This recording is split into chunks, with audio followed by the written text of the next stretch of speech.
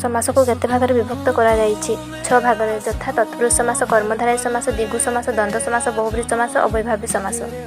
चरणाश्रित केउं तत्पुरुष द्वितीय तत्पुरुष चरण को आश्रित एठारे पूर्व पदरे थिबा द्वितीय विभक्तिर चिन्ह कुर लोप होई द्वितीय तत्पुरुष होइछि। स्वराहत केउं तत्पुरुष तृतीय तत्पुरुष स्वर द्वारा आहत एठारे पूर्व पदर तृतीय विभक्तिर चिन्ह द्वारा लोप होई तृतीय तत्पुरुष होइछि। ब्राह्मण देव केउं तत्पुरुष चतुर्थ तत्पुरुष एठारे पूर्व पदरे चतुर्थ विभक्तिर चिन्ह कु पाई लोप होई ब्राह्मण देय होइछि।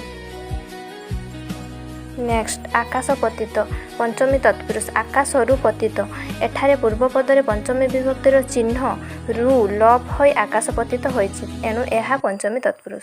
प्रजातंत्र केउं समास षष्ठी तत्पुरुष प्रजा मानकर तंत्र पूर्व पदरे षष्ठी विभक्तिर चिन्ह र लोप होई प्रजातंत्र होइछि। धर्मासक्त सप्तमी तत्पुरुष धर्मरे आसक्त एठारे रे लोप होई धर्मासक्त होई। तत्पुरुष समास केते प्रकार 6 प्रकार द्वितीय ठारू सप्तमी जाय।